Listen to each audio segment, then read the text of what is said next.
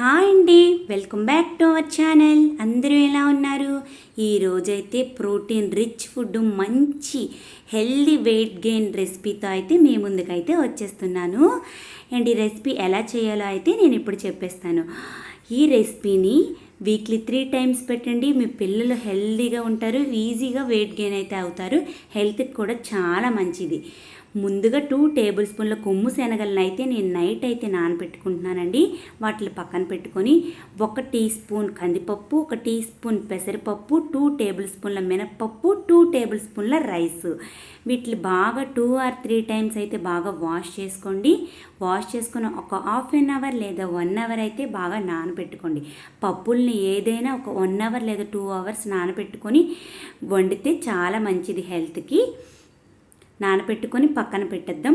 ఈ ఫుడ్ని ఈ వర్షాకాలంలో మీ పిల్లలకైతే వేడివేడిగా పెట్టండి. వేడిగా అన్నానని కాలిపోయేటట్టు పెట్టద్దు. కొద్దిగా బేబీ వేడిని తట్టుకునే అంత గోరువెచ్చగా అన్నట్టు పెట్టండి.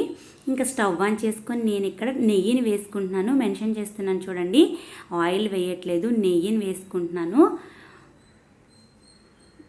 నెయ్యిని పిల్లలకు పెట్టడం వల్ల చబ్బీగా కూడా అవుతారండి, ఈజీగా డైజెషన్ కూడా అయిపోతుందండి. కొద్దిగా వాము, జీలకర్ర, ఆవాలు, కరివేపాకు, కొత్తిమీర వేసుకున్న తర్వాత బీట్రూట్ కొద్దిగా, క్యారెట్ని కొద్దిగా కూడా వేసుకుంటున్నాను. బీట్రూట్, క్యారెట్ పిల్లల హెల్త్కి చాలా మంచిదండి. వీక్లీ 2 times అయినా బీట్రూట్ని పిల్లలకు పెట్టండి.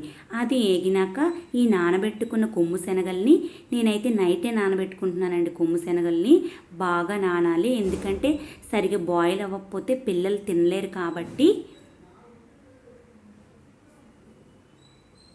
ఇంకా ఈ ముందుగా నానబెట్టుకున్న ఈ పప్పులన్నిటిని కూడా యాడ్ చేసేస్తున్నాను ఇందులోకి. బాగా కలుపుకోవాలి. ఇది 1 year plus బేబీస్ కండి.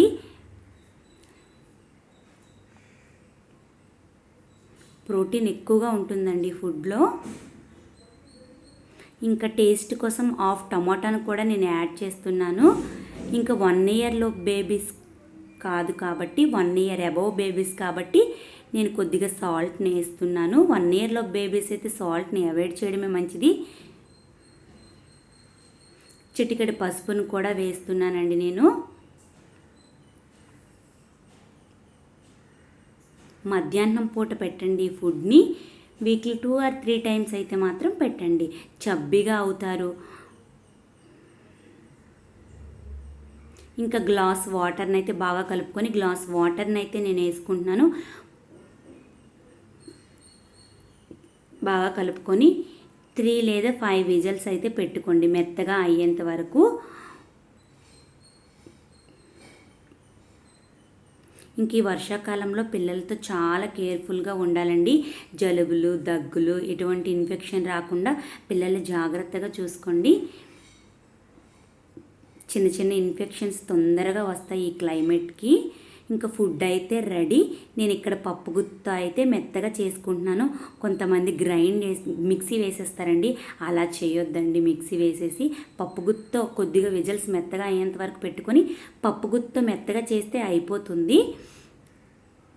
ఇంకా మీకు థిక్గా ఉంది అనిపిస్తే కొద్దిగా రసాన్ని కూడా యాడ్ చేసుకోవచ్చు. ఇంకా ఫుడ్ అయితే రెడీ. ఈ వీడియో కనుక మీకు నచ్చినట్టయితే లైక్ చేయండి, షేర్ చేయండి.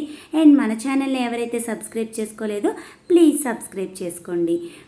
ఇంకా బేబీ హెల్దీ వీడియోస్తో మీ ముందుకైతే వస్తాను. మరిన్ని వెయిట్ గెయిన్ వీడియోస్తో కూడా మీ ముందుకైతే వస్తానండి. మీరు ఈ వీడియోకి లైక్ చేసినట్లయితే నాకు మోటివేట్ ఇచ్చిన వాళ్ళు అవుతారండి. బాయ్.